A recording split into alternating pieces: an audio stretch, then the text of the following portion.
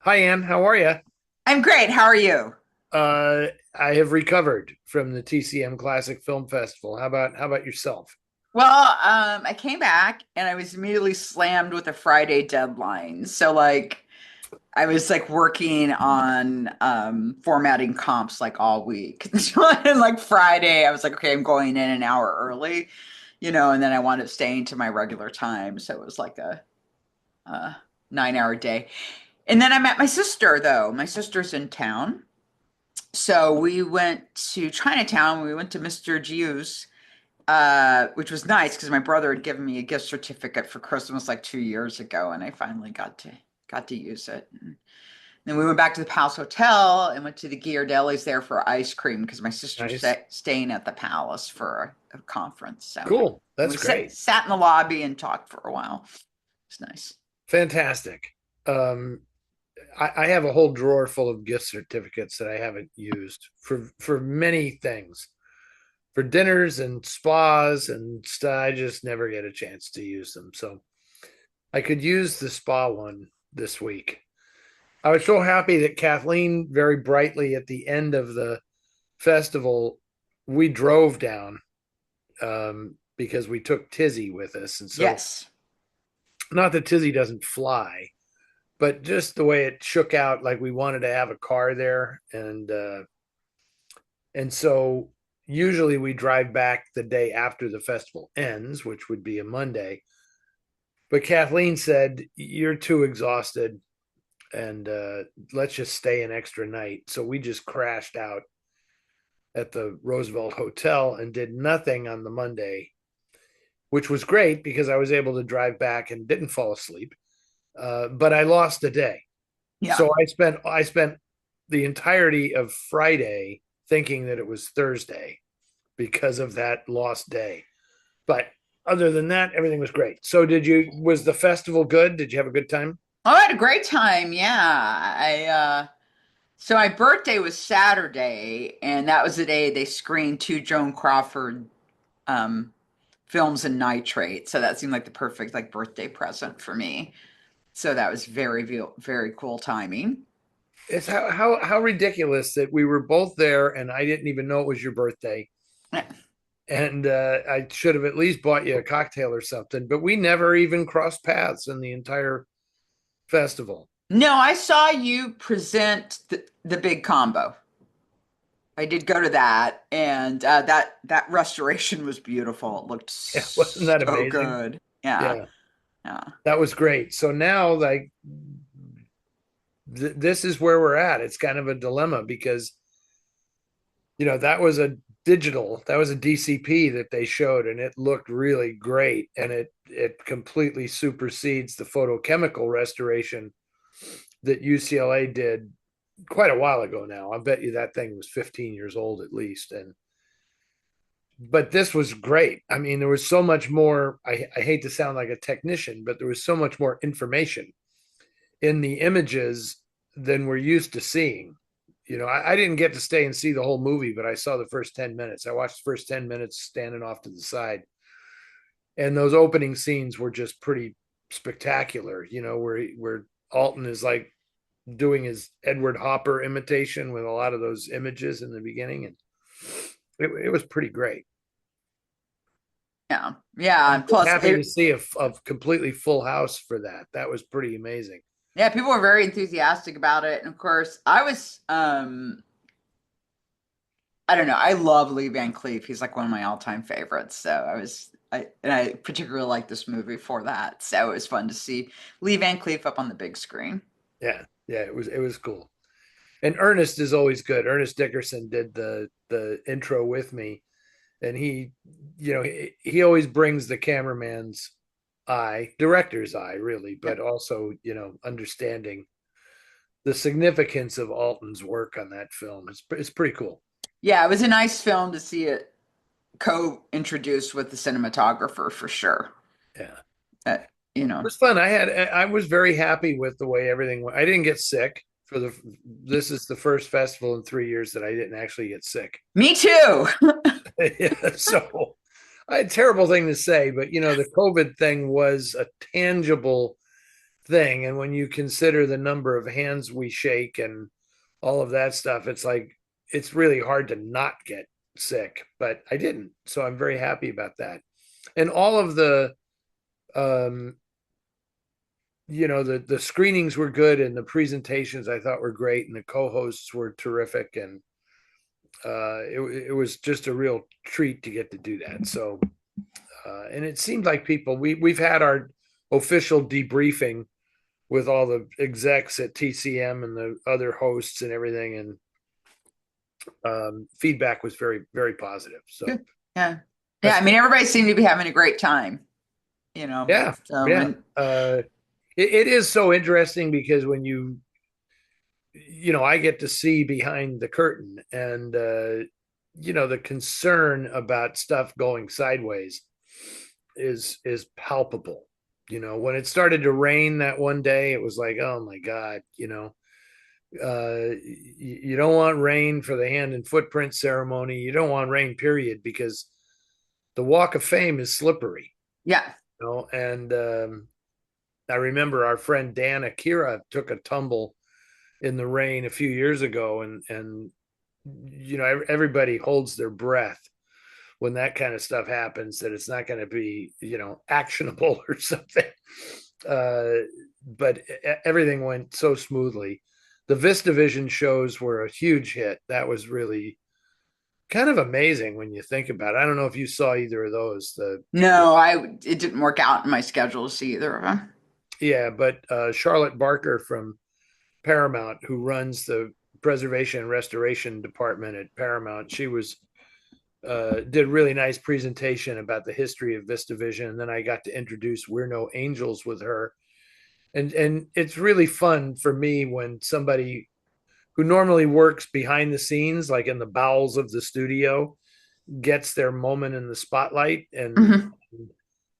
it was good. Charlotte was up to it, and she was really fun, and I think she was very gratified that those events got the publicity that they did. There was a big write-up in Variety about it, and they showed the trailer for Paul Thomas Anderson's new movie Before We're No Angels, which his film is shot in VistaVision. It's one of it's the whole thing, and it was really interesting. So if people don't know about VistaVision, they should check it out, because just in a nutshell, I'm not going to go into this. I mean, it's the film goes horizontally through the camera and the projector, and it's eight perforation. The frame is eight perforations wide, as opposed to the normal vertical frame, which is four perforations tall. So it specifically was created to be Paramount's answer to CinemaScope over at Fox, and the image was pretty extraordinary. So that was fun, and this was the only time since like 5 decades or something in which VistaVision was shown on VistaVision projectors, which actually thread the film sideways Yeah. instead of vertically. It threads through the projector horizontally. And that was Boston Light and Sound and Chapin Cutler, the head of that, who found those projectors and refurbished them and installed them at the Chinese theater in Hollywood. And that's why that show happened. But it was all Charlotte's doing. She kind of was the champ. Yeah. And the film The Brutalist was shot in VistaVision. It was shot, parts of it were shot in Yeah. VistaVision. The Brutalist was actually shot, which I still haven't seen, Neither I. but Lal Crawley, who photographed that, was at the festival. Oh. He introduced Gunfight at the OK Corral, which was also VistaVision. He introduced that with Charlotte, I believe. I think, because I was supposed to introduce something with him, but that got sidetracked because he couldn't make it that day. So yeah, he won the Oscar for The Brutalist, but they shot in all kinds of film formats, not just VistaVision. Parts of the film were in VistaVision, but I think this is going to be a thing now, that they shoot in multiple formats. I see more and more that's Yeah. happening these days. Anyway, what was your favorite film that you saw? That's a good question, because the one that I had not seen before, I mean, it's probably, I don't know. it may have been the big combo just because the restoration was so beautiful. But Yeah. I think maybe The Incredible Shrinking Man, because when I watched it, I realized I hadn't actually seen it before. And Joe Dante introduced it, so that was just a thing in itself. Yeah, that's worth just for Joe. He's the greatest. Yeah, yeah, but I was not expecting, and I should have realized because Richard Matheson wrote it, right? It was based on his novel, but No. the ending of it is like this sort of existential Yes. philosophical ending that was amazing. Like I was not expecting that ending monologue Yeah, it's way at more powerful all. than you think it's going to be for a film that's The Incredible Shrinking Man, you know? Yeah. Yeah, that was a good one. Um, I'm just curious because, and I'm sure some people who are watching this who are attended the festival can weigh in on Facebook about this, but we ask ourselves a question amongst the TCM people is do people come to the festival to see their favorites on a big screen, or do they come to the festival and the real enjoyment is to discover films that they hadn't seen before, and we're introducing them to something new? So I mean, this is a really interesting question to us because a lot of these films we showed are on TCM pretty regularly. Yeah. Bringing up Baby and now Voyager and stuff like that are, the Crawford movies, Mildred Pierce. Yeah. These are staples of, that are in rotation practically on TCM, and yet they fill the theaters. And so we're always like, are we really going to show this? And then I was surprised because I introduced Now Voyager with Mario Cantone, and we thought, like, is anybody going to show up for this because it's on the network so often? Not only did they show up for it, it was one of the encore screenings because they had to turn people away. So it's like, what is the priority for people coming to the festival to see a favorite film with other like-minded fans on a big screen, or is it to go see Moonlight and Pretzels, which was a film that nobody really knew anything about, or to see, I don't know, Colossus, the Forbin Project, which is not a film that comes back I very wish often, but I is had but is very timely now. I wish I'd known Braden was going to be there in person to introduce that because I would have tried to make that happen because I really like him. I think he's a great actor, and I heard from someone who did go to it that he was also very, very charming. So I would have liked to see No that. comment. Yeah, Uh, and I told her to watch The Ambulance, which he's great in. cool, Yeah, cool. he's in an Haven't episode of The seen Night that. Stalker. Anyway, well, that's our brief recap of the TCM I Film did want to Festival. say one more thing about it. I think that one of the things that surprised me the most was seeing Daisy Kenyon, which I'd And seen before, but like I had the impression that I wasn't that like I didn't really like it that much the first time I saw it. But this time, like I really loved it. And also because it was like, wait, why didn't I like this before? This is actually a really great film. And of mm-hmm. course, I really appreciated Donald Boggle's introduction. That was Yeah, one of the best, if not the best, introduction to a terrific. film that I Donald saw. Bogle, he pronounces Bogle, it. yeah, because I saw him introduce. Is it Adam's Song? Is that the name of the film? The one with Sammy Davis Jr. Uh, um, is it Young Adam? No, Yeah, it's something Adam. Yeah, with Sammy, yeah, the jazz movie with Sammy Davis. Yeah, yeah, yeah. Which which is is terrific. Which is a really good film. it's also like being in an hour and a half Al-Anon meeting, and I was just like in my head, I was like, "Would you guys stop enabling him? He's never going to Oh quit if yeah, you don't yeah, yeah. stop." Yeah. Donald is great. Yeah, Absolutely yeah. great. Yeah. So okay, Okay. that was TCM. Now we get Yep. to See ya. move on. Yeah. Okay, so you get to start us off. Read the first one. Will Eddy host any part of the upcoming NOIR CITY Boston in June 2025? If not, which ones will he host this year? And that is from Karen, but Sharon in another email also asked if you would be at Boston. Karen and Sharon. Karen and Sharon. Um, No, I will not be in Boston. I'm sorry to say. Um, this is getting. I think I mentioned this before. The festivals are really, really popular now, and we do 9 of them around the country, and there is a lot of interest in adding more, which I cannot do. I am just stretched to the breaking point at this rate. So I'm trying to figure out how to make it a legitimate Noir City event if I'm not there. So Foster Hirsch does the one in Boston because it's so much easier for him to do that. I have to travel all the way across the country, which is two extra travel days, and I just can't do it. Yeah. So, but I will be in. I'll be in Portland in July. I mean, the whole list is on the Noir City site, and as of now, I will be at all the other ones, uh, which include Chicago and Detroit and uh, Washington D.C. and Philadelphia, which is really Phoenixville.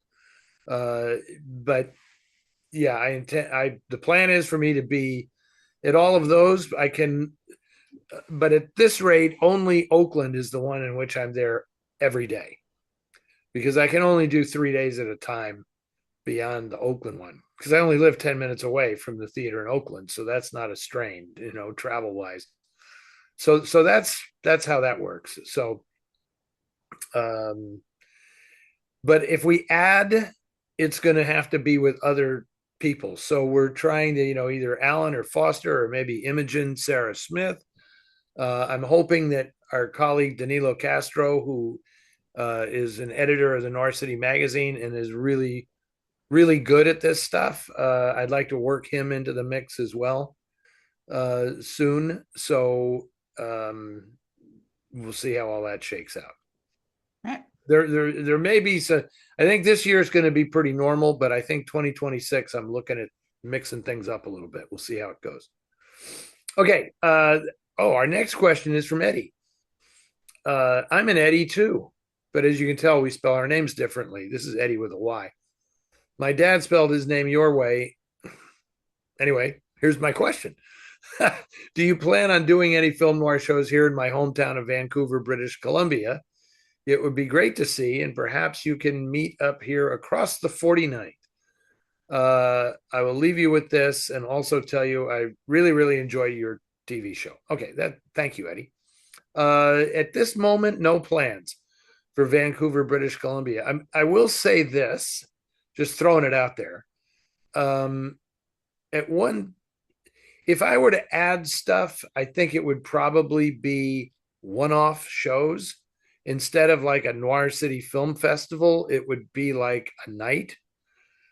Um, as weird as it sounds to travel a distance just for one show, seems kind of weird in a sense, but I would like to do that, and it would really be cool if TCM could somehow be involved and kind of underwrite some of this. So instead of it being a Noir City show where we have a certain approach to it, it could be a night in Noir Alley, like that screening of The Big Yeah. Combo felt like a live Noir Alley show because it was Sunday morning and like there it 9 was. a.m. I mean, yeah. I would love to do that, like a night in Noir Alley, and like because you'll notice that Noir City is not in any way branded by TCM. It's branded by the Film Noir Foundation. But a one night deal, with TCM's uh, seal of approval or whatever, would be fun. It would be great, and we could maybe work it out so that it tied in. Like if I was going to shoot stuff in Atlanta, maybe it'd be possible to do an evening show in a theater in Atlanta or something. So I'm kind of looking into that, but needless to say, if I wanted that underwriting from TCM, that becomes a corporate decision. So I only got so much power in that regard. And I did want to point out that there is a film noir festival at the Cinematheque in Vancouver every year, just so Yeah, people know. so check that out. I mean, I'm very pleased to see so many of these festivals popping up here and there. I like to think that, the work of the foundation and has certainly helped inspire some of that. And I think that's great. It doesn't, I don't have to show up at all of them. That's okay. Um, okay. So you get to read the next one. And this is from our friend Britt in Lynchburg, Virginia. Uh, Eddy, I wonder if you feel that you've grown as a host throughout the years. Are there hosting skills you feel you have now that you didn't have previously? Have you ever received a piece of advice or observed something in another public speaker's performance that has helped you to relate to an audience and create an inviting atmosphere on stage and on screen? Thank you for that question, Britt. It's interesting. Have you grown as a host? Yeah, I put on about 10 or 15 pounds. So, uh, um, that's an interesting question.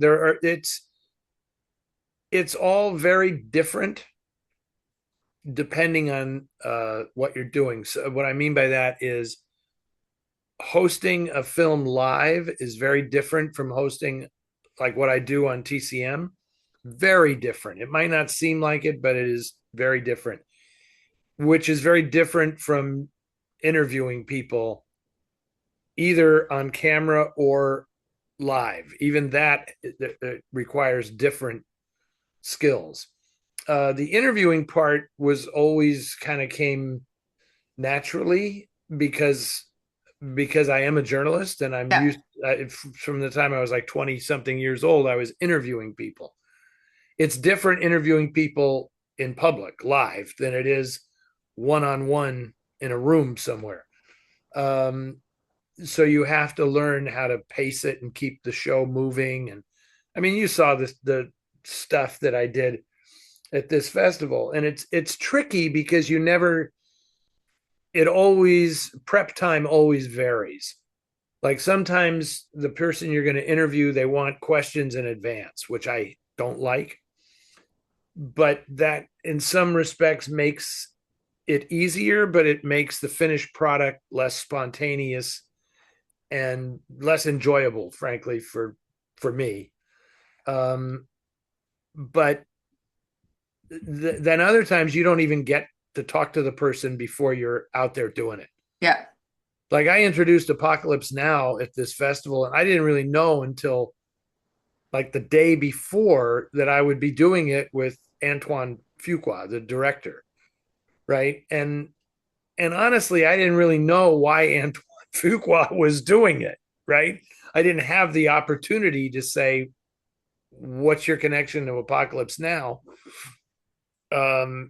But it worked out. It worked out. We had just literally like 3 minutes before we went on stage to kind of suss it out, and he was very cool, so that worked out. Um, I learned a lot from Robert Osborne just in the brief time that I got to do things with him. I mean, some stuff is just super practical, like Stephen Cannell, the producer. Mhm. I did a book signing with him, and he taught me to never hunch. Funny because we were taking photographs at this luncheon thing, and the audience was all older women, Yeah. and they did not want to get up from their chairs for Yeah. photos.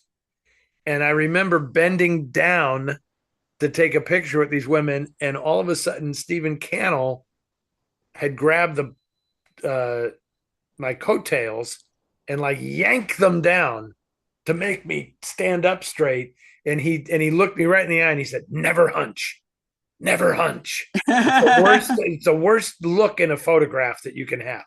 So he taught me that you always bend the knee. If you have to get down to somebody's level, Level, you bend your hunch knees, over. don't hunch You over. actually go to one knee and to get to this. Sounds stupid, but trust Yeah. me, I've had to do so many photographs with people that was an important lesson to learn. And Robert Osborne taught me to always keep if you're sitting on stools on stage, always keep one foot on the stage. Never put both feet up on the stool if it has, he says it makes you look like a child. So always keep one foot on the floor when you're working on a stool. That was kind of interesting. That's it. I don't have much more to offer in that regard, other than I have the great advantage of writing my own introductions, so that I get to, I have a little leg up on delivering them because I'm basically delivering them as I'm writing them. Uh-huh. So I kind of know. And the other thing is, one thing that has really changed from the beginning, and I don't want to rip on anybody here or anything, but it's become very common at film festivals for there to be introductions to the movies, Mhm. right? But a lot of these introductions are by experts who aren't familiar with giving an introduction, Mhm. and they give too much. They give too much because it's their one moment in the spotlight, and they want to tell you everything they know, Yeah. and it can be just too much, because what you're really doing is setting the stage for the movie. The movie is the important thing. So what you want to do is tell people something that enhances the viewing experience. And I always gauge this on, am I saying all this stuff because I want people to think I'm really smart and I know everything about this movie, or am I saying this because I want them to have the best experience they can have with this movie? And I'm going to tell you right now that 60 to 70% of the people who introduce movies, it's the former. They are doing it because they want to convince you that they know everything there is to know about this movie. Doesn't make for the best introduction. So I always say, think of 5 interesting things to say, and the most important thing is to make people feel that they made the right decision to be sitting in the audience watching a movie, whether they're watching at home or they're watching in a movie theater. You want them to feel like this was a good idea, right? And I'm telling you, if you go on for 12 minutes introducing a movie, they're going to think this may not have been the best idea. Yeah. so, Yeah. um, so that's what I know about that subject. And also that you can see, I'm happy that Britt asked this question, because it more goes into this than people realize, really, and so it kind of is weird when I see people on social media who are like, when are you going to be a host on TCM or something? And it's like, this isn't as easy as you might think, especially when it comes to the interviews, because you really have to know what you're doing and anticipate what people are going to say. Mhm. and like this last festival, we don't have a lot of time, right? Like I got to talk with Keith Carradine and before Gunman's Walk, and Luciana Paluzzi, the Bond girl, before Thunderball. And what you want there is like 6 minutes. You want 6 really good minutes where they can sort of reveal who they are and give you a sense of why this was special to them. So you want some nuggets to come out of it, but you don't want to get overwhelmed and like, let's do a career retrospective or something. It's like you're only there for those few minutes, you know. And I would say that that's something I've learned. When I first started doing festivals and got a guest, it was like, this may never happen again. So I would go long with the Yeah. guests and ask them everything I could think of. And now I realize the job is different. It's like, get 5 really, really good minutes out of them, and they'll be happy, and that's it, and then you live to do it again another day. Keith Carradine already agreed to come up and do Noir City in Seattle and show Trouble in Mind, which was, with Divine, right? And Hmm. Chris Christopherson. It's a great movie.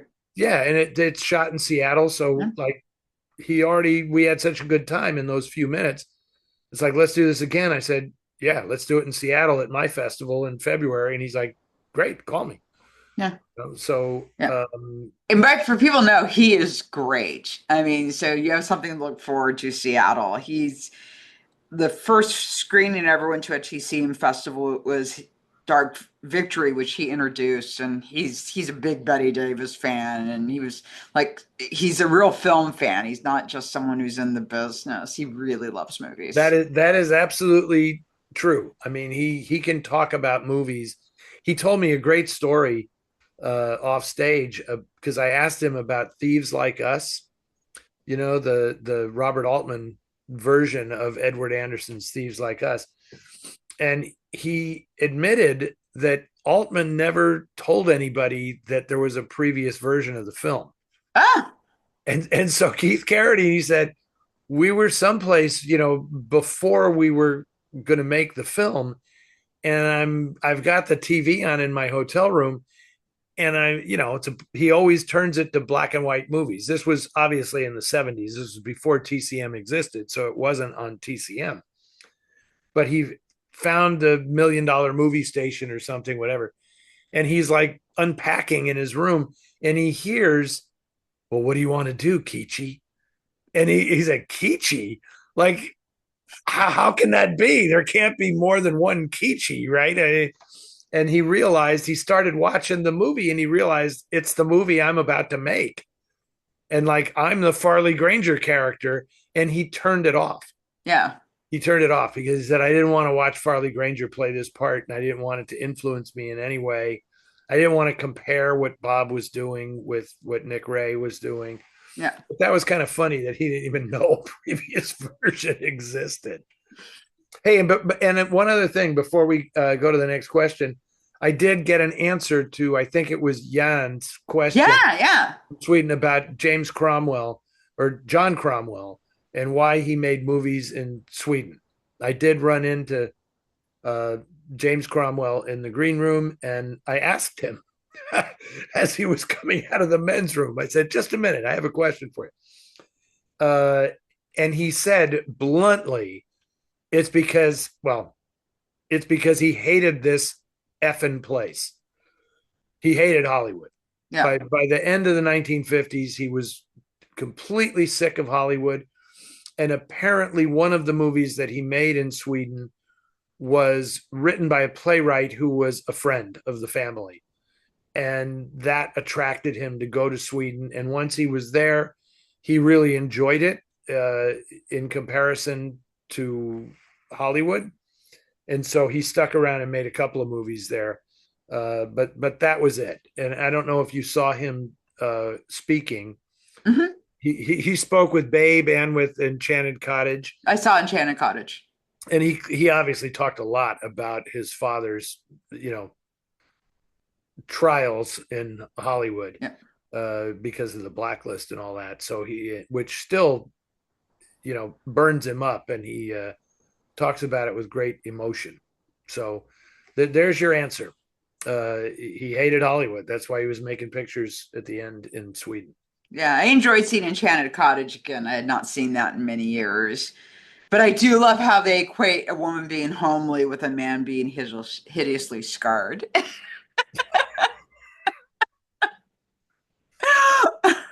But but I have to say though that she plays that very well, and it is difficult for a woman not to be conventionally beautiful, and there's just Mm-hmm. there's just a scene in it for people to know where she's at a World War II canteen, for the boys kind of thing, working the kitchen, and the woman who runs the place forces her to go out front, and dance with the boys. And, just I was like, what is wrong with you that you would tell her to do? Because she clearly doesn't want to do it because she knows what's going to happen. But it's a wonderful scene. Well, I think what it is this other woman is like she has this blind spot, right? Like she doesn't understand, Right.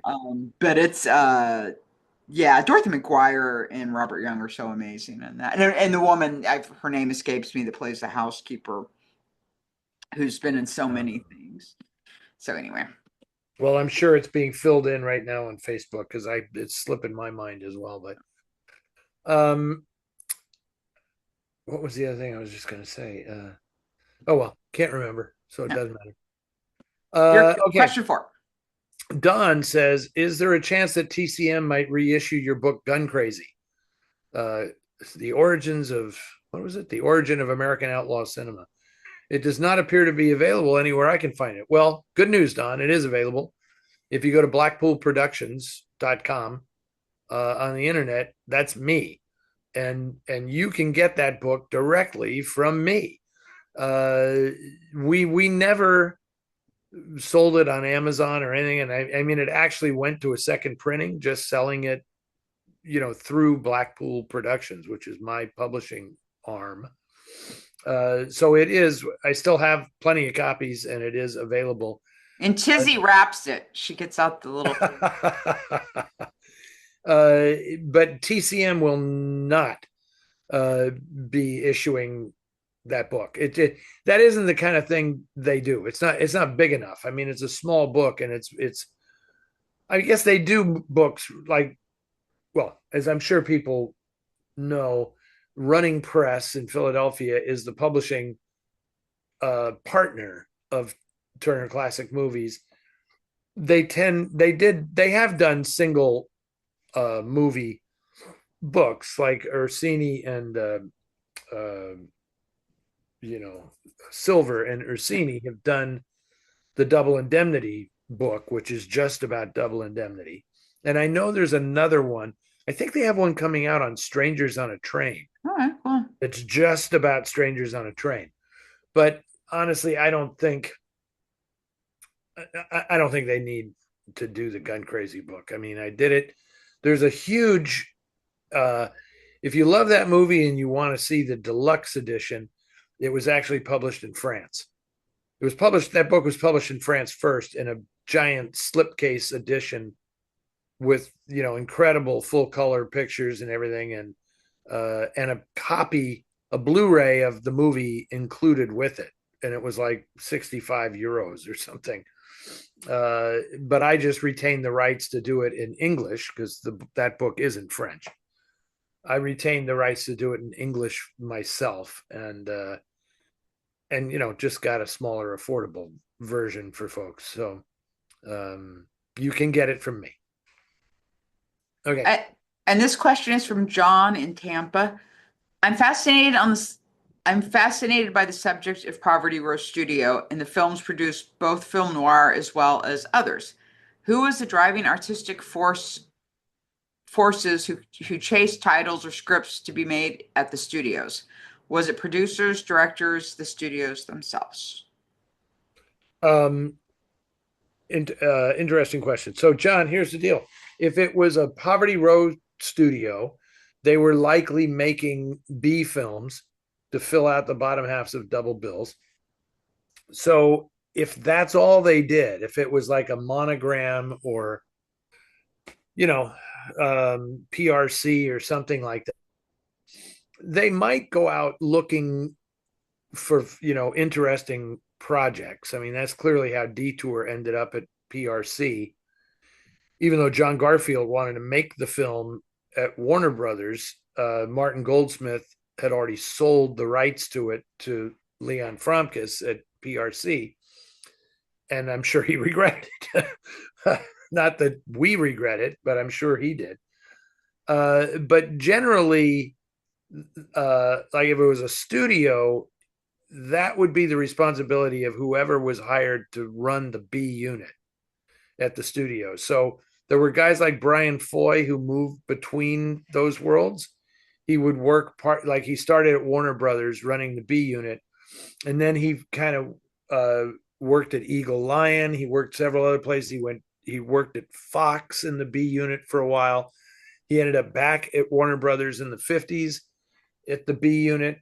And in general, how that worked was because they were making movies for a lot less money, they would look for projects that fit the budgets and the scope of what was capable at these studios. So that what they didn't want was having, you know, dare I say, writers and directors and the artists bringing them the projects because they were always overly ambitious.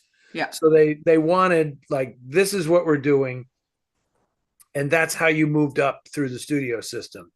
You proved that you could give them what they wanted on time and on budget. That's how Anthony Mann started. That's how Joseph H. Lewis started. Phil Carlson, Don Siegel, all these guys. It was like showing that you could make a good movie without a lot of resources. And that's like the Poverty Row specialty. And then once you proved that you could do that, then you got bigger and better assignments.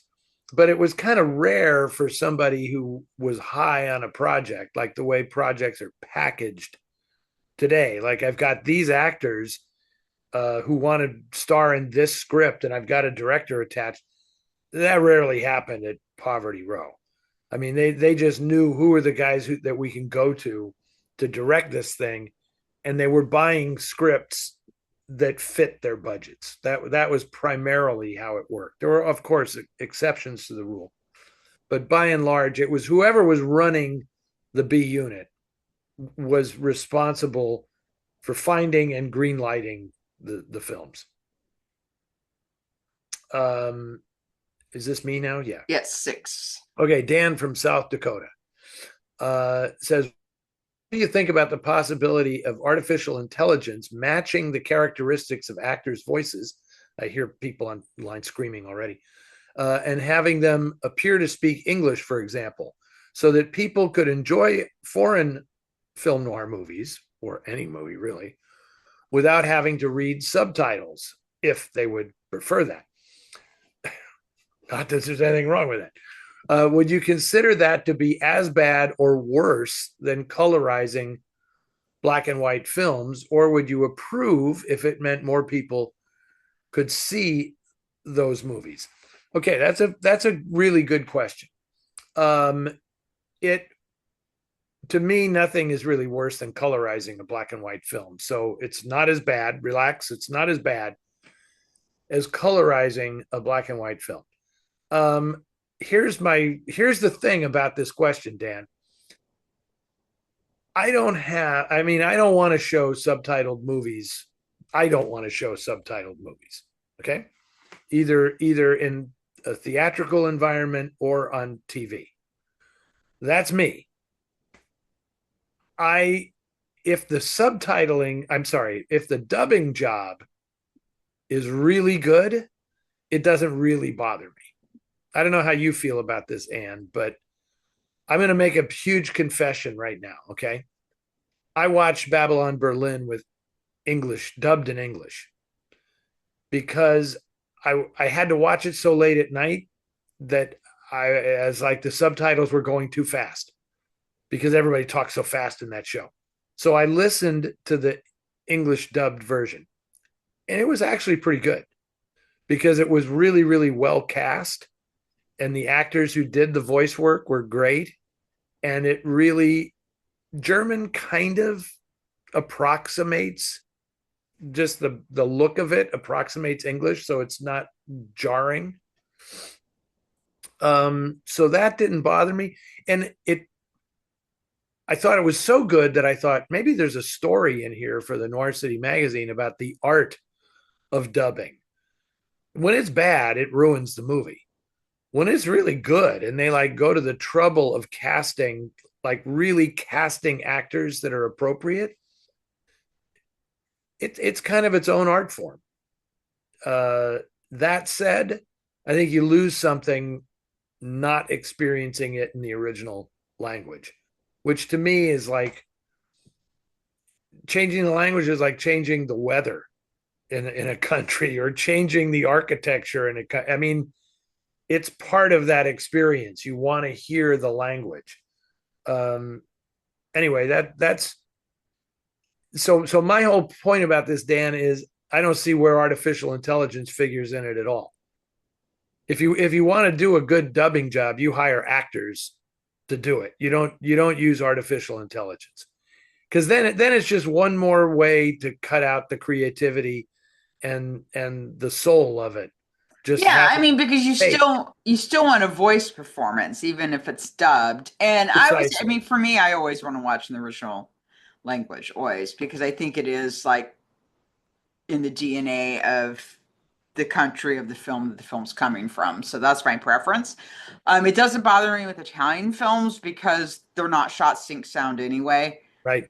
And also they tend to have like international casts sometimes, or at least the ones I watch, because I watch a lot of horror films. And sometimes so and on those it depends because like I pulled out my copy of Black Sabbath, which has it's a portmanteau film. It's three stories, and they're narrated.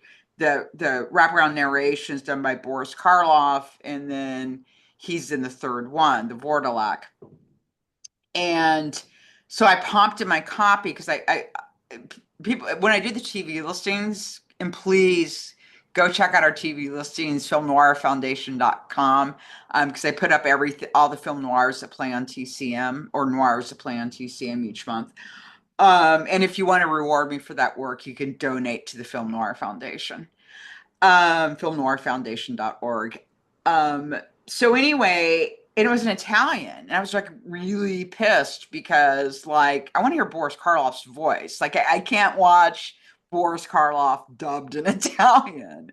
So it kind of depends. And then like with Deep Red, the Dario Argento film, I always liked the dubbed version. You know, you hear David Hemming's voice. But when I saw the Italian version, it had like 20 or 30 more minutes in it that really made the film so great. And now that and that had always been kind of like I'd always been in between Tenebrae and Deep Red being my favorite, and now it's Deep Red because of the longer cut. So that's the other thing. So like with the Italian films, a lot of times they would cut the films down as well as dub them. So sometimes that is so I'd want to watch the most complete version Right. of the film. But yeah, I prefer to watch things subtitled. I really don't like to. And then I don't. But sometimes you have to. Like for my birthday, I bought myself for kind of an outrageous amount of money a film called The Moomins and the Comet, which was the Moomins are like this famous series of like Norwegian books for children. Hmm. And so it's kind of interesting because originally this thing was in 2D, but they did the stereoscopic thing when they made it into a movie. But anyway, but that was dubbed into English. But Mads Mikkelsen played um, one of the characters in it, and then like three other like Swedish actors played the other ones in it. So it's kind of interesting because even though it was in English, they had it dubbed by Scandinavian actors, which was sort of interesting. And I think part of the reason for that, and plus the guy that plays in Fargo, who I didn't realize was Scandinavian, the big, tall, scary guy. Oh yeah, That guy's Peter actually, Stormare. Yeah. yeah, he's actually Scandinavian. And so I thought that was very interesting. And I don't know if they just felt like they would be closer to the material and stuff. Because I gotta tell you, for a children's story, it was really existential. It was like about this comet was hurling towards the place where they lived and was supposed to like specifically hit this kid's house. And so Wow. I know. It's like you would never have. And so he's sent off, and they're animals, by the way. And so he's sent off. So his parents just like put him on a raft to go talk to the astronomers. I mean, it's just such a different culture from us. Anyway, I kind of got sidetracked on that. Bjork did the song for it actually. Bjork and Oh, another Scandinavian. Anyway, I guess what I was saying, and I thought that was an interesting choice. Like we're gonna dub in English, but they're all Scandinavian actors basically doing the voicing in it because the Skarsgårds were in it, Stellan and his son. right, right. And it is interesting because so many of those films from the 60s and 70s that were dubbed were dubbed because they relied on international sales to get their money, Yeah, right? yeah, And so it's like this was made to be dubbed. So who cares where the actor's coming from? And yeah, that's how like um Tab Hunter, I wrote his autobiography. He did that. He went over to Europe and made three or four movies in the 60s, where he didn't have to remember his lines at all because they're going to dub it all anyway. Sometimes they're just saying whatever the hell occurs to them. Yeah, and Carol Baker did a series Oh, with films in Spain that I enjoyed. well, she did all those psychotronic crazy things. Yeah. Those are fun. Even though they're not great, but there is one where she plays someone who's mute, and that was a really, really good movie. And That out of also, all the ones see, and she did. also, then she doesn't have to deliver dialogue at all. Yeah, but it was like she was really good in it though, because I mean, it's a challenge not to have a voice for an Yeah. entire film as an actor, and she was actually really great in it. I was really pleasantly surprised. But the only thing I didn't like about it was the opening had a bullfight, which was an actual bullfight where they were filming, obviously. Mexico has now outlawed bullfighting. Did you see that? That's good. It's now Yeah, outlawed in Mexico. yeah, Um, yeah. but just to close out this question, I am not in favor of anything that puts people out of work. Mm-hmm. I don't really like AI because you know that this is really a coming dilemma that the people in charge will use AI if they can't make a movie that everybody wants to see and it's going to make them the money they think they deserve, then they're going to find ways to make the movies for less money so that they don't have to make as much to get a profit. Well put it. uh and that's why I just don't think AI is fair. Plus, just what you said, like, only an actor can sit there and watch the film and deliver the lines as that actor. There's no way AI can do that. It can't analyze the subtlety of the performance and then put it into dialogue imitating the voice of the actor. That's not going to work. You need another actor to do that. And it's work for people who are getting put out of work by having digital versions of themselves walking around in the background of scenes, which is where we're going right now.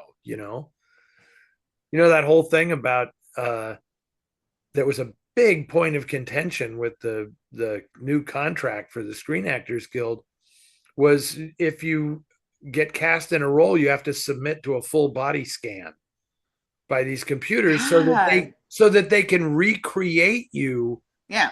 at their convenience. So if, like, oh, we only needed to employ him for 3 days because we're going to use this hologram of him or her for the other 5 days that we need him. Yeah, I mean, seriously? Yeah. Like, that's kind of, to me, that's like reprehensible criminal behavior. So, Yeah.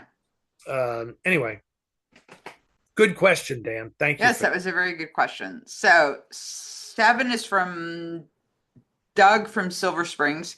Eddie, as the new keeper of Philip Marlowe's miniature harmonica, may we assume that your attitude towards Robert Altman's The Long Goodbye has mellowed in recent years? Yes. Yeah.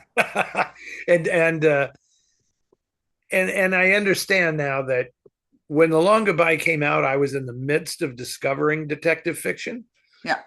And I was a teenager. And when you're a teenager discovering detective fiction, it has everything to do, you're all wrapped up in ideas of heroism and masculinity and all this kind of stuff.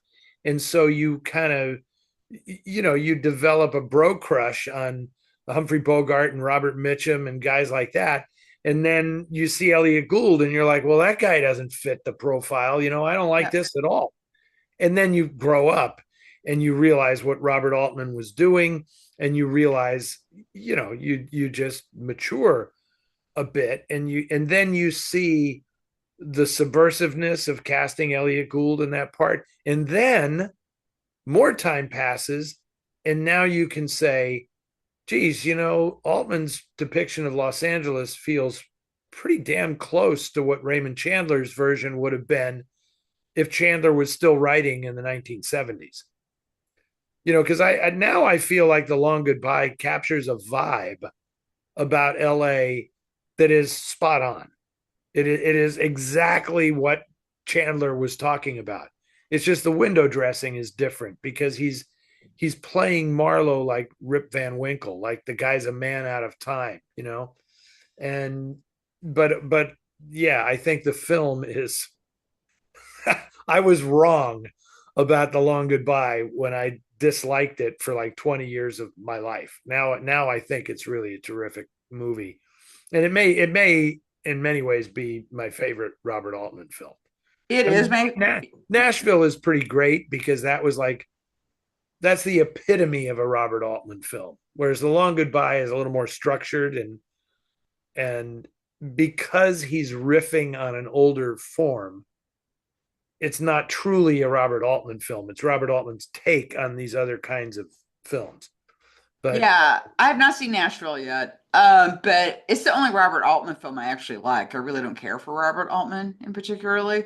So I really like it. And it's, I don't know, it may be my favorite Marlowe film to tell you the truth. I mean, I really, really like it a lot. I really like Gould in it very much. And I feel like in a lot of ways, good. he feels very true to the character in the books in a Yeah. way, because I feel like in the I feel like in the books that Marlowe, it, he's not quite like Dick Powell and He's not Bogart. quite Jewish in the books, but, Well, but no, he's he not certainly Jewish. is in The Long Goodbye. But yeah, so there's that.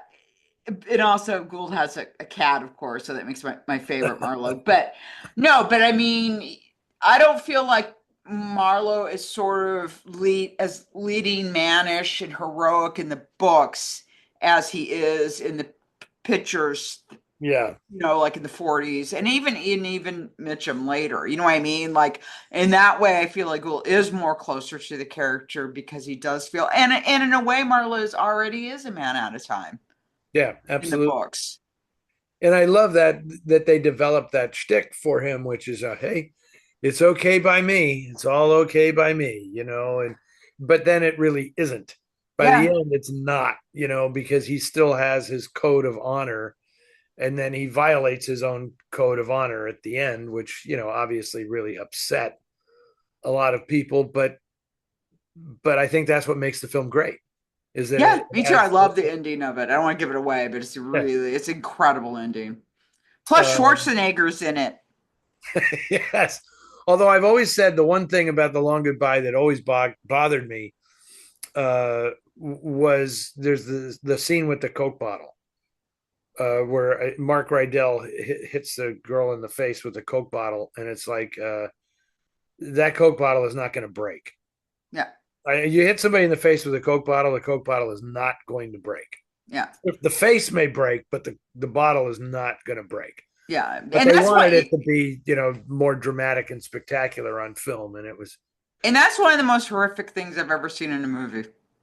the smashing in the face with the Coke bottle. Yeah, Yeah, I mean it's very, very visceral, and just like that's more horrifying than yeah, some horror film stuff I've seen. It was very effective because it's so sudden and ugly, and it's a yeah, violence against women, which let's face it, is the yes, majority of yes, violence in the world is violence against women. It's not two guys duking it out, you yeah, know.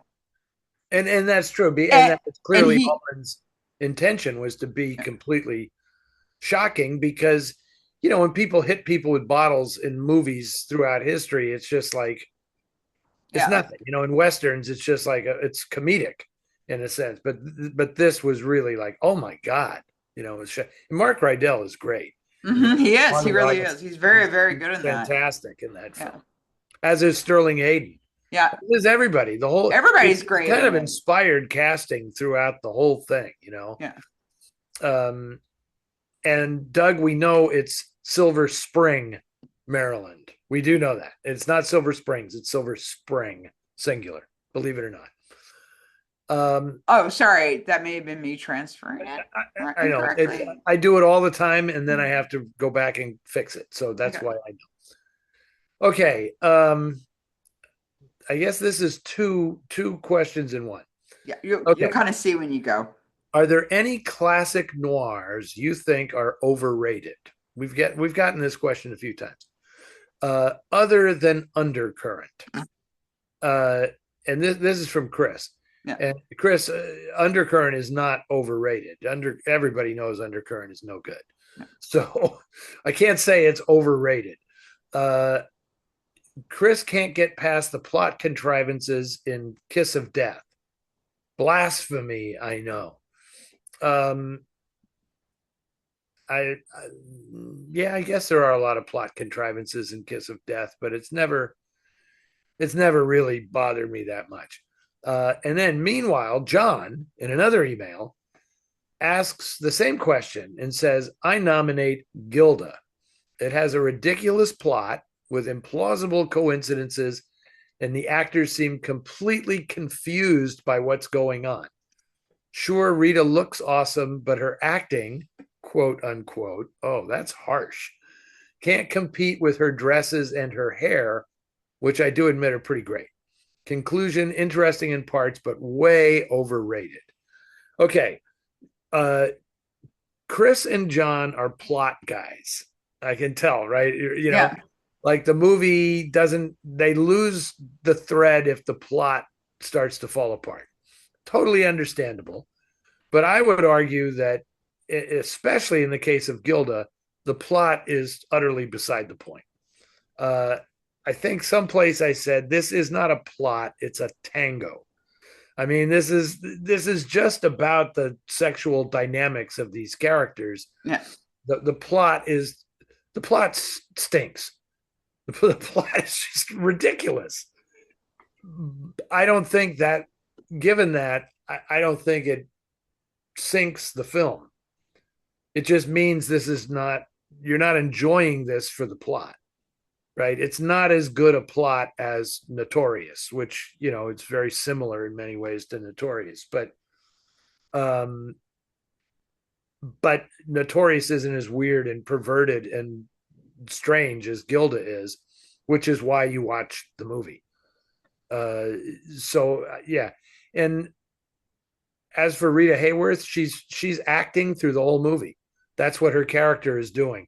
So judging her performance by the fact that she's faking her way through the entire movie is in a way kind of unfair, because I think she secretly kind of can't stand either of these guys. Yeah. And so she's like just playing a part, and you Yeah. see her playing the part, and that's kind of the point. Yeah. I mean, I think the most real she is in that film was when she's talking to her friend at the club. Yeah, absolutely. When she's It- talking to Pino, yeah. at the That's precise. when she seems genuine. Yeah, yeah. Yeah. And if Glenn Ford seems confused, he is confused in that film. He's totally confused. I can't say he is confused. Yeah. I can't say that George McCready is that confused. No, George McCready he's knows who fine. he is. He's a total perv in that movie, Nazi perv, and but it's tough because uh, Gilda's character, she's just torturing him. She's torturing Johnny Farrell, Yeah. uh, and so much is going on there, because it's like Harry Cohn and all the people at Columbia were like, well, yeah, fine, she can do all of that, but she still has to end up with this guy at the end. Yeah. Right. Which, to me, that feels like the false forced part of the movie is the end, where they're going to go off happily and everything's solved. It's like, no, not really. Yeah. I can think about quite a few problems with that. Yeah. Yeah. But That kind of anyway, like but they asked, are there any classic noirs that you think are overrated? Do you have I mean, I've kind of answered this a few times before, and interestingly, um, but I'll say the same thing about Lady from Shanghai, which on the one hand is a mess, and on the other hand is complete genius, because it's just, again, don't the plot is unhinged. It does make sense, but it doesn't really matter. You're in it for the characters and the vibe and the pace of the thing, and it doesn't really hold together.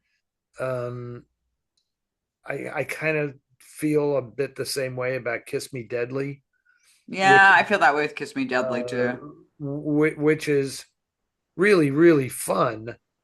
And if you go by the principle, like, a good story is one really good scene after another, and Kiss Me Deadly is pretty great, but it does it really make a whole lot of sense? Or, it's kind of ramshackle in the structure of the thing.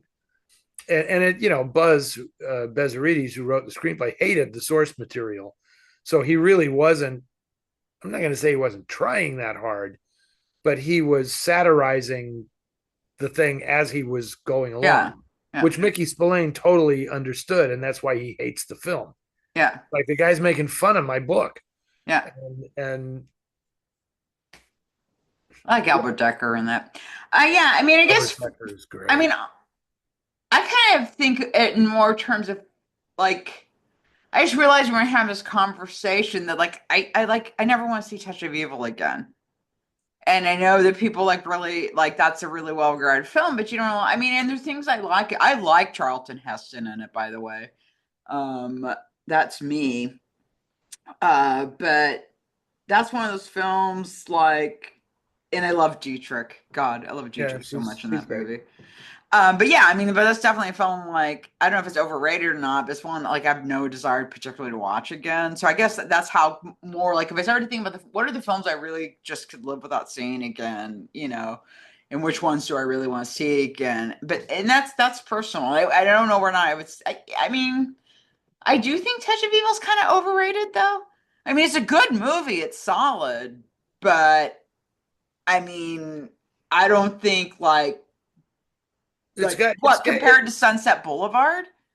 well, there to me, there's absolutely no comparison. Sunset Boulevard is damn near perfect, Yeah, or the and the Maltese Falcon or something. Like, I'm not saying Touch of Evil isn't a good movie, but it's sort of like yeah. But if you really compare it to other stuff, is it really that great of a film? I mean, it's a good film in a lot of ways, but it's well, also like if you had to summarize the plot of Touch of Evil, it would be interesting because I'll bet you people would come up with a lot of different synopses yeah of that of movie, that film. Yeah, yeah, because a lot of people think that movie is about Vargas, and you know it's hard to even know what's going on in that film at times, because yeah, it's clear that Orson Welles is applying that theory of this will be a great scene, and then we have this scene follow that scene, and this is a yeah, great scene.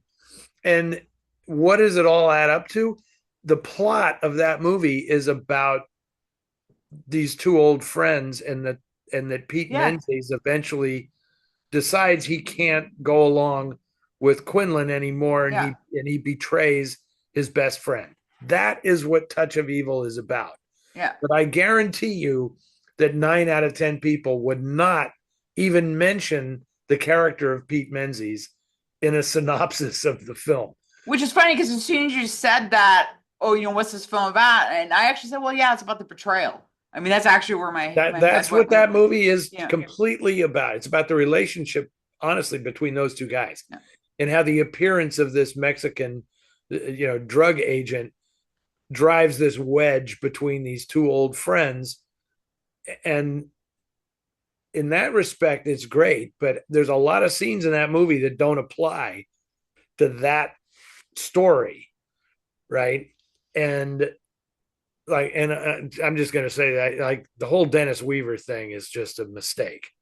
Like, I don't know yeah, what's going on there. The scenes with Janet Leigh trapped by the Grandy boys, uh, and Mercedes McCambridge, those are kind of fantastic. But Dennis Weaver just kind of wrecks that for me. yeah, Okay, can I tell you? I'm going to tell you this and hope that it doesn't come back to bite me in the ass. But just so you don't feel like you're out on a limb yeah, saying, yeah, Touch of Evil's overrated. So, I'm doing this documentary film about Abraham Polanski. And we were doing a bunch of interviews for the film. And David Mamet agreed to do an interview. And we're talking, and he was really, really good. And we're talking about Body and Soul. And we're, talking about Odds Against Tomorrow, yeah, right? Both scripted by Abe. And then I asked him about Force of Evil. yeah, And he went off and said, I know I'm a heretic for saying, I actually think it's a terrible movie. I can't stand it. It rubs me the wrong way. It's awful. The half of the performances are unspeakably bad, blah, blah, blah. And I'm like, oh my God. And then he says, I know people think it's Wells's best film. And I'm like, oh, he thinks I asked about Touch of Evil. I asked about Force of Evil. So, and it was a classic um, um, Rosanna Dana moment. Yeah. Because I said, David, I meant Force of Evil. And he says, oh, never mind. Well, it's kind of interesting that Mammoth's on the same. But I have him on record just ripping Touch of Evil apart because he really doesn't like it. So I thought that was kind of interesting. Okay. Okay. Question number 9. Yes, and that's Ken from Oklahoma. Oh, I know what I wanted to say before we go on to the next question. I think it's really weird to criticize a film for having coincidences. Like, I think that's the lamest reason to not like a film. Well, It's like, you're not gonna read any Cornell Woolrich or watch any yeah, movies. because I was talking to some of the TCM Festival that went to see Now Voyager. It was saying, yeah, I didn't like it. I was saying, oh, wow, man, that really surprised me. It's such a great film. And he's like, well, yeah, I mean, the coincidence of like her being back there when his daughter's there. And it's like, really? That ruined the fucking that ruined the film for you. We almost got through without an F-bomb. Because it's like, and so I was kind of talking back, and I was just saying to him, well, yeah, I mean, but that's like one of the best and very forward-thinking films about therapy. Oh yeah. And that idea that your greatest love affair is yourself, but also that you when you need help, you get it, and that, and yeah, she went back because because that's what happens. It's not like you have therapy, you have this great breakthrough, and everything's fine. Like, it's one of the reasons why I really like that film is that it shows an ongoing process of therapy and why people need it. And she had she has CPTSD from a mom. She's going to be in therapy forever. Absolutely, yeah. And stuff like that. So anyway, but I do really think it's kind of funny when people are just like, oh, but the coincidence. Well, it's interesting, but I get it. It used to bother me. Too. It used to bother me more than it does now because I realize that people have their way of watching a movie. Yeah. Right? This is what connects with me, Yeah. And God, my friend Lee Langford, who's probably watching this, it's funny how, he would write to me after I'd show something on Noir Alley and he would say, the movie was great except for this. This is where it all fell apart. And it was always because there was some loose plot thread or some coincidence or something. And it's like, yeah, but that's what, there's classic drama where it's like, wow, this feels like real life. And then there's melodrama. Yeah. And melodrama by its very nature is going to have coincidences, and also, all genre pictures, when people talk about genre pictures or genre fiction or something, what they're really saying is it has a plot, right? Because great literature, in the last 50 years, most of what is considered to be great books of fiction don't really have a plot. They're more world building but melodrama has a plot. And very often the best plots hinge on some weird fateful coincidence or something. And if that rubs you the wrong way, then you just don't watch melodramas. Because but I think that faithfulness is also like a commentary into a greater thing, though. I mean, right? It's like how you look at it. Like, for a lot of people, they're seeing that, okay, this is just like a plot convenience, but it's also like, but this is also a philosophy. You know what I mean? Yeah, of course. That things are fated and stuff like that there's meaning underlying things. Like, it's not just a plot convenience necessarily, and yeah. Anyway, so that was just my 2 cents. Sometimes I say the fault is with the filmmakers. Yeah. Because the magic of great storytelling and movie making is when you get the audience to buy in to a complete contrivance or a coincidence or something. And that has everything to do with the direction. I mean, and the acting. And like I always say, this actor, the most valuable thing an actor can do is lead the audience right past a plot hole Hmm. or something implausible, because you buy into the performance. You're just with that character all the way because the actor is doing the heavy lifting Yeah. for the writer and the director. Yeah. And I could point out, I'm not going to do it right now, but in classic noir films, there are all kinds of coincidental things that happen that nobody even talks about because either the direction is so fantastic or the performance is so vivid that you just don't even notice. Like, seriously, like that happened. Like when you look at a picture like the lady from Shanghai, it's just preposterous. The whole Yeah. thing, start to finish, is utterly preposterous. But somehow Wells's direction just keeps you hooked. You just can't look away from the screen.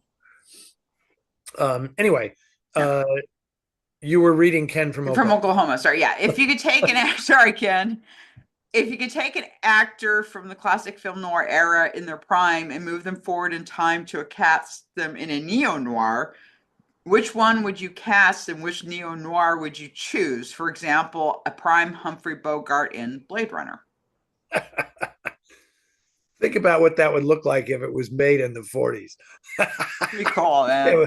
Well, it'd be this pretty preposterous. No, But if you're talking about putting Humphrey Bogart in, Blade Runner in the what's his future. name? Sid. I'm drawing a blank now on the guy who Ridley designed Scott. it. No, well, Ridley Scott directed it, but Sid. God, I apologize. I can't think. The guy who designed the world. Oh, design the world. Yeah. Anyway, okay. I have answers for this because Okay. because of the festival I just did in Hollywood. So I would say like, um, and I'm going to surprise Ken from Oklahoma because it's not going to be dudes; it's going to be women.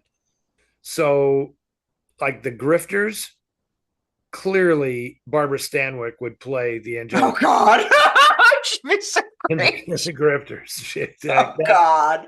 Christ, you've been because so Angelica amazing. Houston is actually kind of doing a Barbara Stanwyck kind of thing Yeah.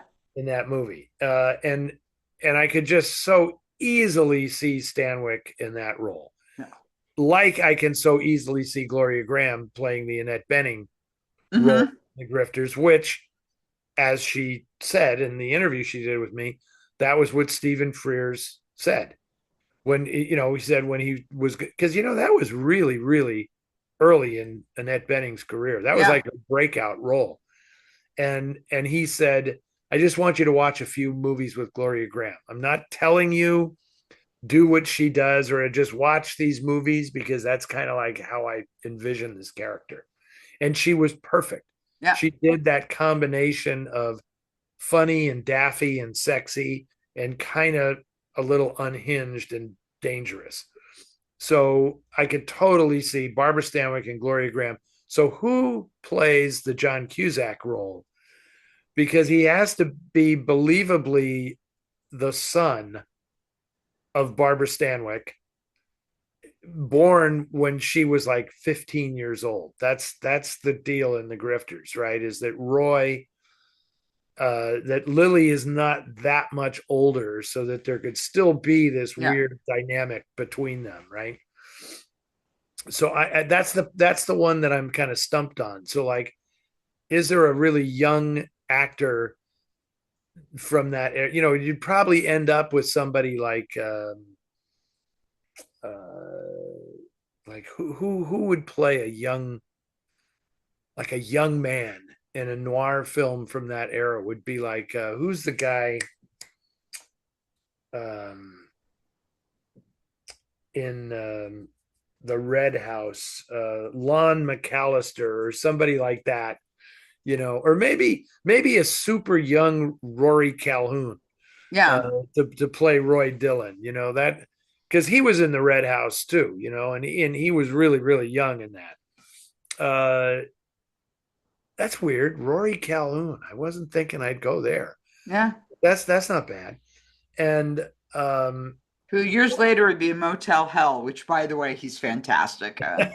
yes, Motel Hell. That's right. I He remember. is so great in that film. I mean, seriously, I was because I finally Leave it to watched. Anne to pull in a good horror film, Motel Hell. But I also thought we also at that festival showed The Last Seduction Yeah, with Linda Fiorentino, and I was trying to think. I mean, obviously, I would just say Barbara that's Stanwyck what to I was gonna everybody. say I too. would say Barbara Stanwyck to everybody. Every But single film we're honestly, talking about. for Linda Fiorentino and the way she plays that part, Yeah. I would say Linda Darnell. Oh, yeah, that Linda would be great. Darnell would be great as that Yeah, character yeah, because she could just be frosty and aloof, and she's so her sexual allure is very strong. But I could just see her like smoking the cigarettes and just putting that chump. That was really fun. That interview will show up on the Film Noir Foundation page pretty soon because we showed that, and John Dahl came out and yeah, talked about the film afterwards. And Peter Berg, who plays the dupe yeah. in The Last Seduction, came just to watch the movie, and we got him to come up on stage and talk about it, and that was really cool. I don't know if I mentioned that before, but that will be awesome. And then, of course, we showed Bound, and so take your pick. Like, Yeah. what two classic Hollywood actresses would you like to see in a lesbian relationship in Bound? Okay, well, one of them is oh God, to play the Butch one, Fitzgerald. Geraldine Fitzgerald? Geraldine Fitzgerald to play the Butch one. Wow. Definitely. Okay, that surprises me. That's an interesting call. I would Yeah. have probably put her in the other, right? There's Violet, that's the Yeah. Jennifer Tilly character, and Corky is Yeah. the Gina Gershon character. Yeah, she'd be quirky, absolutely. I think Oh, that's much okay. closer to her personality in the films that she did. Well, of course, Jennifer Tilly, again, like the way she plays that character is Yeah. kind of Gloria Grahamish. Yeah, I can see So that. she's got that voice, Yeah. that really small little voice that she uses very seductively Yeah. in the film. And uh, interesting. Again, Gloria Graham and Geraldine Fitzgerald. There you go. There you go. Or Dan Dury, of course, would play the Joe oh, Padalino would play part. the Joey Pants. He would play the Joey Pants part. Perfect. Perfect. Hello. That would be great. It's hard to yeah. Yeah. Who else? I'll tell you, I wouldn't mind seeing a really butch Ava Gardner would be kind of cool. Oh, yeah. Uh, Yeah. Ava Gardner in a tank top and Yeah. jeans. Yeah, Yeah. okay. Yeah. That wouldn't be bad. That'd be great too. Um, okay, so Yeah. that was a fun question. um, well, that was funny because I have said before when I wrote up my essay on Mulholland Drive, I actually did say that about those two actresses because I felt like because it was a movie set in Hollywood. I said it felt to me like they were channeling, these old Hollywood actresses, and I felt like it was that Laura Herring was like a cross between. She obviously was. They related her to Rita Hayworth directly in the movie by showing that Gilda poster behind her, but she reminded me like a cross between Rita Hayworth and Ava Gardner, whereas Naomi Watts was like totally Janet Leigh to me. Hmm. Like so that would be it. Like this weird, again, another lesbian relationship. This is kind of a thing now in Yeah. noir. Um, and there I was would have loved to see Janet Leigh in that. yeah, Janet Leigh, I think sometimes people don't realize what a good actress she is. Oh, Janet Leigh's fantastic. Yeah. I gotta tell you, once again, I'm gonna plug to everybody Forgotten Lady, the Columbo episode. It is my favorite Columbo episode because of her performance, and John Payne is in it as well. So Okay, gonna have to. I haven't seen that. I'll have to find it. it's a heartbreaking episode. And so it's so funny because it's my favorite, but I don't watch it a lot because it makes me really sad. But Oh, it's really good. okay. Okay. All right. And here's our closeout question, okay, this is weird. David asks, when my cat has finished eating, she will paw at the ground around her bowl like she is sweeping up. What is this behavior? She's hiding her food. It's because they do that out in the wild, right? If you kill Huh. something, you bury your You kill. have to then bury it and hide it so nobody else can get it. Yeah, it's so funny. Tyrion, uh, I don't Or else, leave the, any. or else, sorry, Ann, Yeah. or else the food is so bad they're covering it up like it's their litter box, right? Like, It's oh like my God, you're seriously, serving me what this is shit. this? Let me just cover this up, you know. Yeah, okay. Yeah, Couldn't yeah, resist that. yeah. I Because was going to let you be the only one who cursed during this episode. So, no, when so I have my ex's cats temporarily until he's okay. completed his moving, and Tyrion, who's the black one, you guys have probably seen him on the show, but he's a big one on covering his food. So like or water. So like Brendan would wake up and his boxer shorts would be in the in the Nice. bowl of water because the cat Nice. wanted to conceal the water from everyone else. So I'm very careful not to leave anything on the ground around here because he will absolutely anything that's on the ground he will grab to cover, and he does it with the water as well. Okay. Well, I don't know why. I guess we now have cat counseling as part of the show. I know. I was so excited when I saw this question come in. This was actually bumped up a little early. Good because you knew the answer, And because I right? knew the answer and I didn't want him to worry. It's fine. It's a normal behavior in a cat. So I guess We you can can. send us your cat related questions as well. So I'm gonna assume then, Anne, that the reality is the exact opposite of the joke that I made, which it probably means that the cat really liked it and is like, I want to save that and kind of hide it, you know. So if I guess if your cat does that, then serve them that food again because Yeah. they're saying this is worth saving. Yeah. Well, and also I think it almost might be partly if you have more than one cat, because like Hmm. with Hmm. multiple cats, it's also because they don't want the other cats finding Right. their food or whatever. Like I said, it's just very primitive. It's like when a cat needs on you, that's from nursing, Hmm. and so it's not like they're trying to nurse on you. It's just that it's a associated behavior in the Right. back of Right. their little reptilian walnut brains. I don't know. My cat Tizzy's pretty smart. Yeah. You know, she's figured out, and she's changing. You know, she's officially 20 years old now, Yeah. and it's weird. She's doing stuff that she never did before. So she's just trying everything out as she approaches the finish line. Yeah. Some point there'll be a finish line, I have to assume. Yeah. But she's doing fine. She was at the TCM Fest. Did you manage to sneak her on stage at all?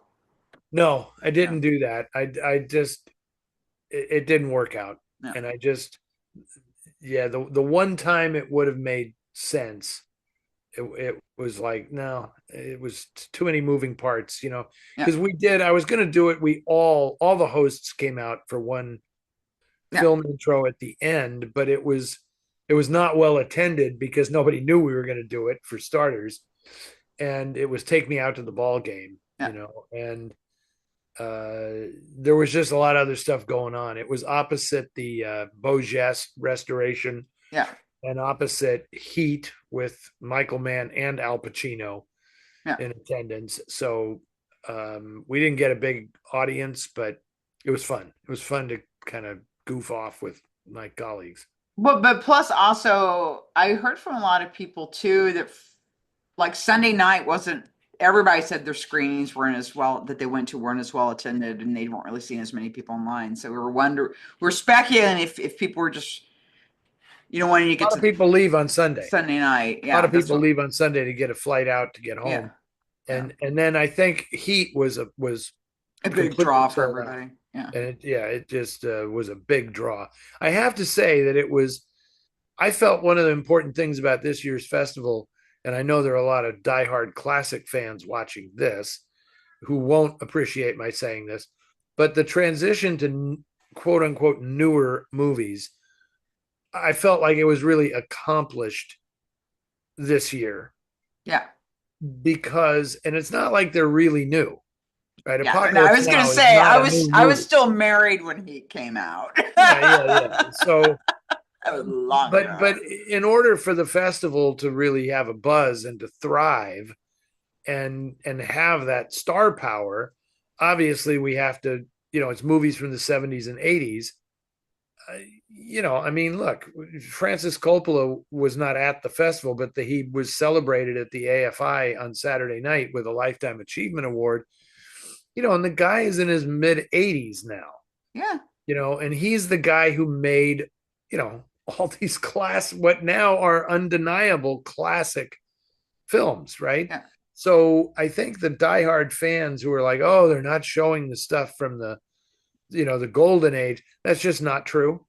We absolutely are showing just as much stuff Yeah. and finding, newer, I mean, rediscovering or Yeah. discovering older films all the time, like Moonlight and Pretzels, you know, and we showed, Divorcee and Carefree and all The of the, Enchanted Cottage. yeah.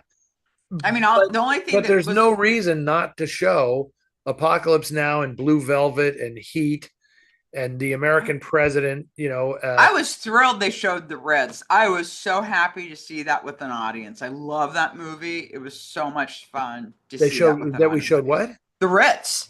Oh, the Ritz. I Yeah, yeah, yeah. love that movie. Well, If you haven't seen it, the disappointment there oh, is that Rita Moreno was supposed to attend, and her doctors said it would not be advisable for her. She's fine, yeah, but it was just, I guess she had some little thing that was like, we don't think it's a good idea for you to be in a plane.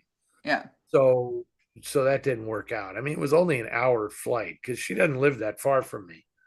But anyway, that was yeah. unfortunate. And Rosie Perez was supposed to be there to introduce the big combo with me Yeah. because she loves her film noir. And that would have been fun, but Ernest Dickerson was a very good substitute for Rosie. And Kyle MacLachlan wasn't able to show up for Blue Oh, Velvet. I'm sorry. Um, Yeah. but that was okay. It just gave me even more of a platform to go off about David Lynch and how important he is to cinema. Um, But this is movie history, so I think that as long as they're not showing the Avengers or something, you know, uh, that would seem odd to me. But all of these other films, I mean, this is if a movie is 40 years old, it's an old movie now, you know. yeah, So, yeah. I mean, I think that's, and also like there's, yeah. I mean, because and what's that's a considered, movie made in 1985, yeah. right? That's 40 years Thank ago. you Yeah, for reminding me.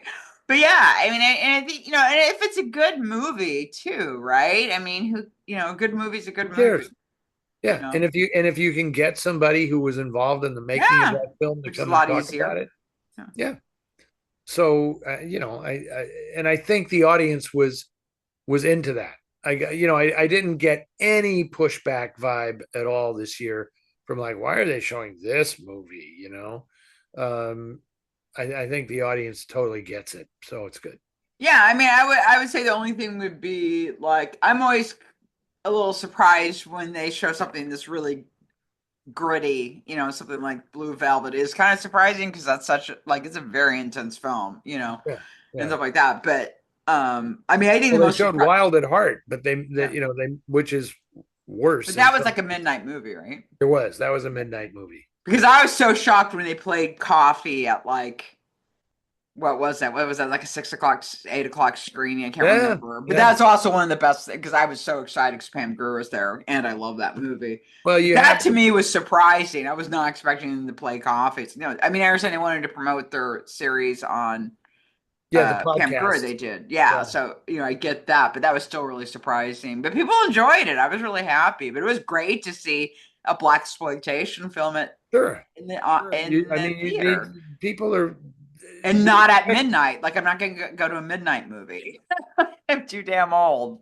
Well, we expect people to be grown up and to know what they're getting into, so that we don't have to, say.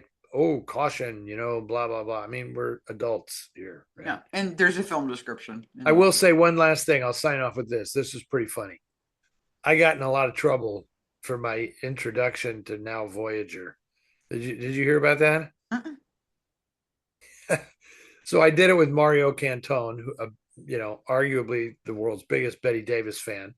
He Oh will no, I did hear about this because Ben talked about it when they introduced Mildred Pierce. Mildred Pierce. Yes. And So he said yes, go ahead. we have to somehow top your introduction with Eddy for Now Voyager. And yeah, I got in trouble because we smoked, Yeah.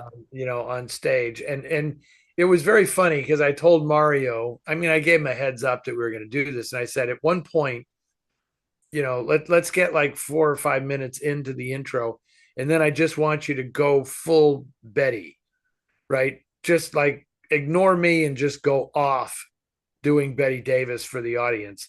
At which point I turned around and I pulled out my pack of cigarettes and I lit up 2 cigarettes, and then we did the whole, Paul Yeah. Henry giving him the cigarette thing, which was which went over great, You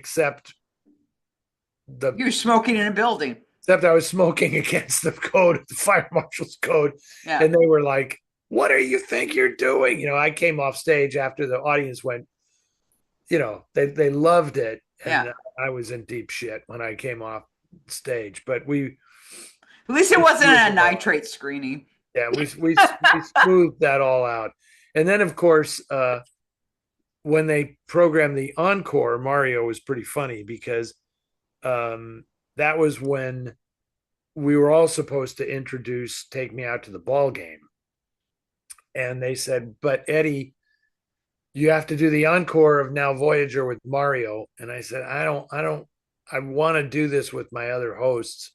Mario can handle it on his own. Yeah. Right. And then, so Mario went and did the introduction, and he said, you know, I've been dumped by, of course, the straight guy who decided it was more important to go to the ball game than to do and I thought that was pretty funny. And of course, when Ben and Mario introduced Mildred Pierce, Ben said, I hear you got a big reaction doing this thing with Eddy. We have to get a bigger one. And so Mario slapped Ben in the face a couple times. That was pretty good. Hit him the first time. Yeah. Oh, yeah. Oh, yeah. That's good. I think Mario's been waiting to do that for a while. Oh, haven't we all? But anyway. Okay, that's it. We're done. We're done. The wrap, people. So I just want to remind everybody, if you enjoy Ask Eddy and you watch on YouTube, like, subscribe, share, please. And also, if you guys want to support our Ask Eddy podcast or the Film Noir Foundation with our restoration work, then you can go to filmnoirfoundation.org and you can donate there on the contribute page. And if you donate $20 or more and sign up on our email list, then you get the magazine, which is a PDF and it's quarterly, or more or less quarterly, kind of new issue underway, should be out in a month or so. But also for people that are interested in submitting questions, the way we do that is you sign up for our newsletter, because I send out an announcement when it's going to play, when we're having an episode. And then in there, we give you an email to submit your questions to. So if you're interested in that and submitting a question for a future episode, then please sign up for free for our newsletter. Which you should get anyway, because I work at it. And you should look at the TV listings because I work at it. Well done, Ann. Very well done. You got all that's what's called the housekeeping. You got the housekeeping out of the way. Yeah. Very efficiently. Good job.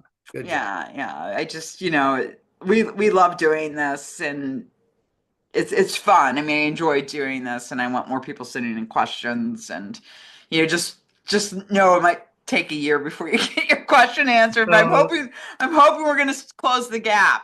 That's my because goal. I hope people appreciate that we kind of get into it and give long rambling answers to these things instead of just terse toss off yes and no's, and so we spend some time with it because it's more fun for us that way, and I hope it's more fun for the audience. And And And it people was ask really cool to complicated. see how many people, when I did my book signing, it was really interesting how many people came up to get their books signed that watched this and said, "Where's Anne? I heard Anne was at the festival." So I hope you did get to connect with. If we didn't connect, I hope you got to connect with some of the people who watch this show regularly. Yeah, a couple. So that was really cool. I'm just really happy that people actually watch the show. Because I have a great time doing this. Like I would just Yeah, do but this I mean, just to do it, but you people, want people to watch it. And I'm just very happy with the people watch it live. We have our little group that watch it live and talk to each other. And because if you guys watch this live on Facebook, I mean, I'm in the comments when this is being broadcast. And that's how our whole Colombo group started. It was an offshoot of people chatting in the comments. when is this one going to air? This one's going to air on the 15th. Oh, okay. So it's the Thursday after Palm Springs. Okay. Because So unfortunately, then I'm not going to even say what I'm going to say because it's going to have already happened by the time this airs. So I'll tell you, I'll take the answer off camera or off air or whatever. I'll tell you what I was going to say. Okay, but thank you, everybody. thank you, everybody. Great fun, and we will see you again soon. See you soon. Thank you, everybody. Bye. Bye.